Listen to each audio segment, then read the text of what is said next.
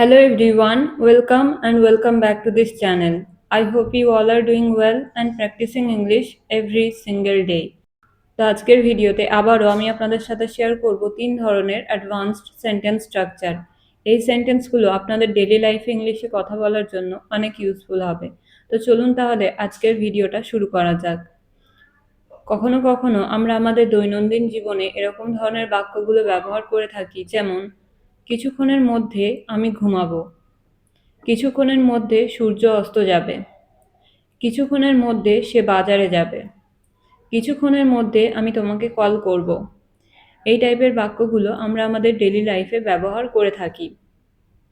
এই প্রতিটা বাক্যে যে কথাটা কমন রয়েছে সেটা হলো কিছুক্ষণের মধ্যে। কেউ কোনো কাজ কিছুক্ষণের মধ্যেই করবে, এই কথাটা কমন রয়েছে, রাইট? তো যখন আমরা এরকম ধরনের সেন্টেন্স বলবো তখন আমাদের সেন্টেন্সে ইংলিশে একটা ফ্রেজের ব্যবহার করতে হবে, সেটা হলো in a while. In a ওয়াইল অর্থাৎ কিছুক্ষণের মধ্যে। তো এই টাইপের বাক্যগুলোকে বলতে হলে কমপ্লিট সেন্টেন্স স্ট্রাকচার হবে। ফার্স্টে আমাদের বলতে হবে কমপ্লিট সেন্টেন্স এবং শেষে বলতে হবে ইন আ ওয়াইল।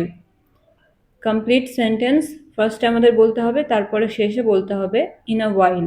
তো এটা হলো সেন্টেন্স স্ট্রাকচার। এবার আমরা এই স্ট্রাকচারটার ব্যবহার করে দেখব যে এই বাক্যগুলোকে কিভাবে বাংলা থেকে ইংলিশে বলতে হবে।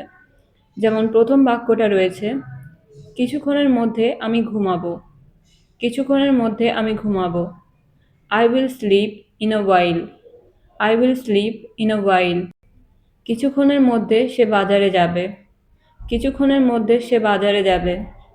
হি will go to market in a while. He will go to market in a while. পরের এক্সাম্পল, কিছুক্ষণের মধ্যে সূর্য অস্ত যাবে। কিছুক্ষণের মধ্যে সূর্য অস্ত যাবে। The sun will set in a while. The sun will set in a while. Next example, কিছুক্ষণের মধ্যে আমি তোমাকে কল করব। কিছুক্ষণের মধ্যে আমি তোমাকে কল করব। I will call you in a while. I will call you in a while. তো ফ্রেন্ডস, এই ছিল প্রথম সেন্টেন্স স্ট্রাকচার। তো ফ্রেন্ডস, আশা করছি আপনারা বুঝতে পারলেন যে এই ধরনের বাক্যগুলোকে বাংলা থেকে ইংলিশে কিভাবে বলতে হবে। আর এই সেন্টেন্স স্ট্রাকচারটা ছিল কিন্তু খুবই ইজি, রাইট? তো এবার তাহলে এই স্ট্রাকচারটার ব্যবহার করে একটা বাক্যের ইংরেজি আপনারা বলার চেষ্টা করুন। বাক্যটা হলো কিছুক্ষণের মধ্যে সে আসবে। কিছুক্ষণের মধ্যে সে আসবে। তো এই বাক্যটা আপনারা ইংলিশে কিভাবে বলবেন সেটা কমেন্টে লিখে জানান। আই হোপ আপনারা এই বাক্যটার ইংরেজি সবাই বলতে পারবেন। তো এটা ছিল প্রথম সেন্টেন্স স্ট্রাকচার। এবার আমরা দেখব পরের সেন্টেন্স স্ট্রাকচার। তো আবার কখনো কখনো এরকম ধরনের কথাগুলো আমরা আমাদের ডেইলি লাইফে ব্যবহার করে থাকি, যেমন কিভাবে বলবো যে আমার টাকা দরকার। কিভাবে বলবো যে আমি যেতে পারবো না। কিভাবে বলবো যে আমি ইংরেজি বলতে পারি না। কিভাবে বলবো যে আমি তাকে কল করেছিলাম।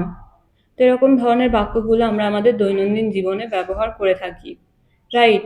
তো এই প্রতিটা বাক্যে যে কথাটা কমন রয়েছে সেটা হচ্ছে কিভাবে বলবো। কোনো কথা কিভাবে বলবো এরকম বোঝাচ্ছে প্রতিটা বাক্যে, রাইট? তো যখন এই ধরনের বাক্যগুলো আমরা ইংলিশে বলবো তখন আমাদের যে সেন্টেন্স স্ট্রাকচারটার ব্যবহার করতে হবে সেটা হলো how do I say that plus sentence. How do I say that plus sentence. Okay, এখানে how do I say that বলতে বোঝায় যে কিভাবে বলবো। কিভাবে বলবো কথাটার অর্থ হলো how do I say that. How do I say that এই কথাটা বলে তারপরে আমাদের বলতে হবে কমপ্লিট সেন্টেন্স। তাহলেই আমরা এই বাক্যগুলো খুব সহজে ইংলিশে বলতে পারবো। তো চলুন তাহলে এবার এই স্ট্রাকচারটার ব্যবহার করে দেখা যাক যে এই বাক্যগুলো কিভাবে ইংলিশে বলতে হবে। তো প্রথম এক্সাম্পলটা হলো কিভাবে বলবো যে আমার টাকার দরকার। কিভাবে বলবো যে আমার টাকার দরকার। How do I say that I need money. How do I say that I need money. পরের এক্সাম্পল, কিভাবে বলবো যে আমি ইংরেজি বলতে পারি না। কিভাবে বলবো যে আমি ইংরেজি বলতে পারি না। How do I say that I can't speak English. How do I say that I can't speak English. পরের এক্সাম্পল, কিভাবে বলবো যে আমি যেতে পারবো না। কিভাবে বলবো যে আমি যেতে পারবো না। How do I say that I won't be able to go. How do I say that I won't be able to go. অর্থাৎ কিভাবে বলবো যে আমি যেতে পারবো না। ওয়ান মোর এক্সাম্পল, কিভাবে বলবো যে আমি তাকে কল করেছিলাম? কিভাবে বলবো যে আমি তাকে কল করেছিলাম? How do I say that I called him? How do I say that I called him? তো ফ্রেন্ডস, আশা করছি আপনারা বুঝতে পারলেন যে এই ধরনের বাক্যগুলো কিভাবে ইংলিশে বলতে হবে, রাইট? এই স্ট্রাকচারটাও কিন্তু খুবই ইজি। তো এবার তাহলে এই সেন্টেন্স স্ট্রাকচারটার ব্যবহার করে একটা বাক্যের ইংরেজি আপনারা বলার চেষ্টা করুন। বাক্যটা হলো, কিভাবে বলবো যে আমি সেখানে ছিলাম? কিভাবে বলবো যে আমি সেখানে ছিলাম? এই বাক্যটা আপনারা ইংলিশে কিভাবে বলবেন সেটা কমেন্টে লিখে জানান। ওকে, তো এটা ছিল 2 নম্বর সেন্টেন্স স্ট্রাকচার। এবার আমরা দেখব 3 নম্বর সেন্টেন্স স্ট্রাকচার। তো কখনো কখনো এরকম ধরনের কথাগুলো আমাদের বলার প্রয়োজন হয়ে থাকে, যেমন যে কোনো উপায়ে তারা আমাকে সাহায্য করবে, যে কোনো উপায়ে তারা এখানে আসবে, যে কোনো উপায়ে আমি টাকা উপার্জন করব, যে কোনো উপায়ে তোমাকে এটা করতে হবে, যে কোনো উপায়ে আমি সেখানে যাব। তো এরকম ধরনের কথাগুলো আমরা আমাদের দৈনন্দিন জীবনে ব্যবহার করে থাকি, রাইট? তো এই প্রতিটা বাক্যে যে কথাটা কমন রয়েছে সেটা হলো যে কোনো উপায়ে। যে কোনো উপায়ে কেউ কোনো কাজ করবে, এই কথাটা কমন রয়েছে।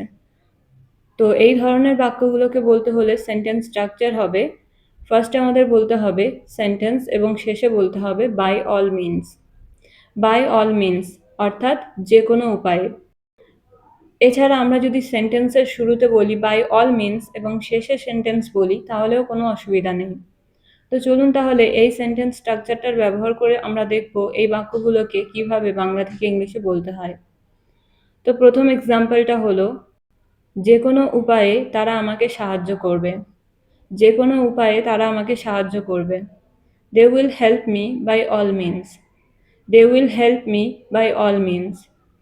পরের এক্সাম্পল, যে কোনো উপায়ে আমি টাকা উপার্জন করব। যে কোনো উপায়ে আমি টাকা উপার্জন করব। By all means I will earn money. By all means I will earn money. Next example, যে কোনো উপায়ে তারা এখানে আসবে। যে কোনো উপায়ে তারা এখানে আসবে। By all means they will come here. By all means they will come here. One more example, যে কোনো উপায়ে তোমাকে এটা করতে হবে। যে কোনো উপায়ে তোমাকে এটা করতে হবে। You have to do this by all means. You have to do this by all means. তো ফ্রেন্ডস, আশা করছি আপনারা বুঝতে পারলেন যে এই ধরনের বাক্যগুলোকে কিভাবে বাংলা থেকে ইংলিশে বলতে হবে। তো এবার এই সেন্টেন্স স্ট্রাকচারটার ব্যবহার করে একটা বাক্যের ইংরেজি আপনারা বলার চেষ্টা করুন। বাক্যটা হলো, যে কোনো উপায়ে আমি সেখানে যাব। যে কোনো উপায়ে আমি সেখানে যাব। তো এই বাক্যটা আপনারা ইংলিশে কিভাবে বলবেন সেটা কমেন্টে লিখে জানান। আশা করছি আপনারা এই বাক্যটার ইংরেজি সবাই বলতে পারবেন। তো ফ্রেন্ডস, এই ছিল আজকের ভিডিও। আই হোপ আজকের এই 3টি স্ট্রাকচার আপনারা খুব ভালোভাবে বুঝতে পারলেন। আর যদি মনে হয় যে এই ভিডিওটা থেকে আপনারা নতুন কিছু শিখেছেন তাহলে অবশ্যই ভিডিওটা লাইক করবেন এবং বেশি বেশি শেয়ার করবেন। তো এখানেই আজকের ভিডিওটা আমি শেষ করছি। দেখা হবে পরের ভিডিওতে। See you in the next video. Till then, stay happy and keep learning. Thank you so much for being here.